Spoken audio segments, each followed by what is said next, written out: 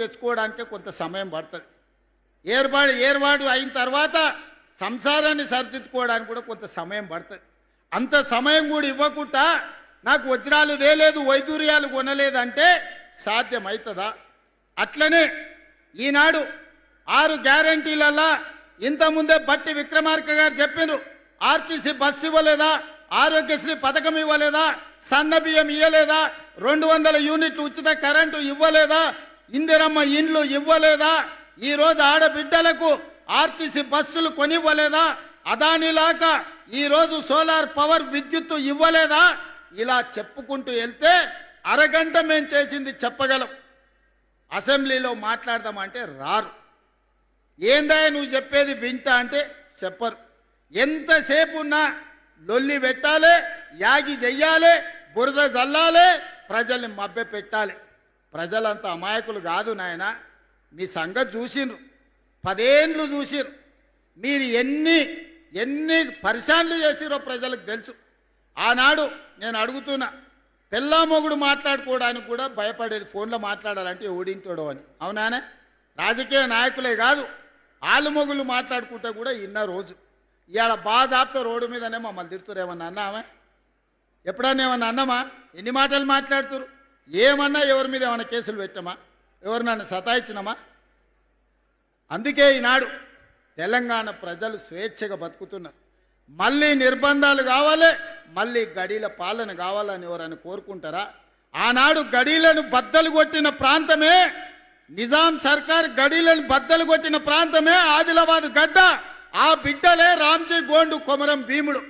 గడీలను బద్దలు కొట్టిన ఈ ప్రాంతం నుంచి నేను చెప్తున్నా, మళ్ళీ గడీల పాలన రానివ్వము, మళ్ళీ రాక్షసులను మమ్మల్ని పాలించే పరిస్థితి రానివ్వం.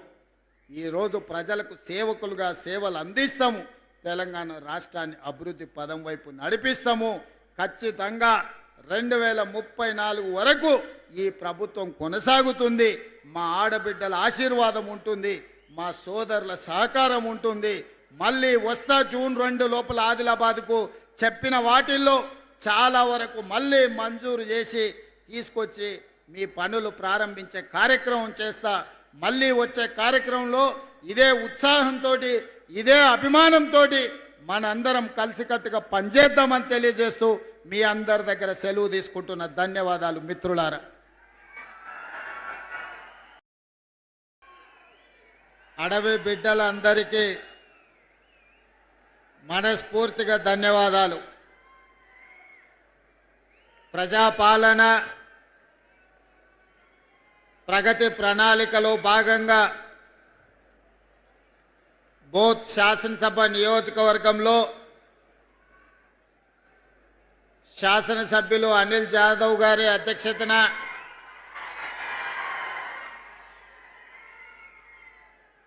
రాష్ట్ర ప్రభుత్వం ఇన్ఛార్జ్ మంత్రివర్యులు జూపల్లి కృష్ణారావు గారి పర్యవేక్షణలో ఒక మంచి కార్యక్రమాన్ని ఏర్పాటు చేసి, ఈ కార్యక్రమానికి నాతో పాటు ముఖ్య అతిథులుగా ఉప ముఖ్యమంత్రి వర్యులు మిత్రులు బట్టి విక్రమార్క గారిని, అదేవిధంగా పెద్దలు రాష్ట్ర ప్రభుత్వ సలహాదారులు సుదర్శన్ రెడ్డి గారిని, శాసన మండలి సభ్యులు, కాంగ్రెస్ పార్టీ తెలంగాణ అధ్యక్షులు మహేష్ కుమార్ గౌడ్ గారిని, స్థానిక పార్లమెంట్ సభ్యులు మిత్రులు నాగేష్ గారిని, అదేవిధంగా మీ అందరి అభిమాన నాయకుడు, ఆనాడు నేను పిసిసి అధ్యక్షుడిగా బాధ్యత తీసుకున్న తర్వాత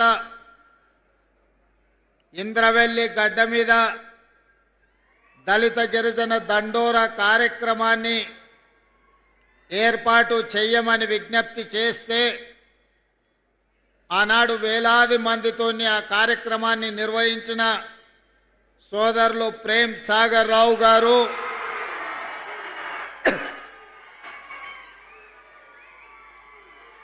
అదేవిధంగా శాసనసభ విప్ ఆది శ్రీనివాసరావు గారు, మరొక విప్ విజయ్ రమణ గారు, అదేవిధంగా రాజ్యసభ సభ్యులు వేం నరేందర్ రెడ్డి గారు, ఖానాపూర్ శాసనసభ్యులు వెడమ బొజ్జు గారు, ఆదిలాబాద్ శాసనసభ్యులు మిత్రులు పాయల శంకర్ గారు, శాసన మండలి సభ్యులు దండే విఠల్ గారు, శాసనసభ్యులు రామ్దాస్ మాలోత్ గారు, మాజీ కేంద్ర మంత్రివర్యులు మా అందరికీ చాలా సీనియర్ నాయకులు వేణుగోపాలాచారి గారు, వేదిక మీద ఉన్న వివిధ కార్పొరేషన్లకు సంబంధించిన చైర్మన్లు, మున్సిపల్ మేయర్లు, మున్సిపల్ చైర్మన్లు, వివిధ హోదాలలో ఉన్న ప్రజాప్రతినిధులు, ప్రభుత్వ ఉన్నతాధికారులు, ప్రాణ సమానులైన ఆదిలాబాదు ఆడబిడ్డలకు, మా అడవి బిడ్డలకు అందరికీ కూడా మనస్ఫూర్తిగా ధన్యవాదాలు, కృతజ్ఞతలు తెలియజేస్తున్నా. మిత్రులారా, రాజకీయాలలో మనిషి పట్ల విశ్వాసం ఉండాలి, ఆ మనిషి ఇచ్చే మాట మీద నమ్మకం ఉండాలి. మా మిత్రులు సిఎల్పి నాయకులుగా ఆనాడు పీపుల్స్ మార్చ్, ప్రజల దగ్గరికి వెళ్ళాలి, ప్రజా సమస్యలు తెలుసుకోవాలి, ఆ సమస్యల్ని పరిష్కరించడానికి భవిష్యత్ ప్రణాళికలను రచించుకోవాలి అని ఈనాటి ఉప ముఖ్యమంత్రి వర్యులు, ఆనాటి సిఎల్పి నాయకుడుగా ఈ పిప్రి ప్రాంతం నుంచే పీపుల్స్ మార్చ్ను ప్రారంభించి 1400 కిలోమీటర్లు ఇక్కడ మొదలైన పాదయాత్ర ఖమ్మంలో లక్షలాది మంది సమక్షంలో వారు ఆ పాదయాత్రను ముగించడం జరిగింది.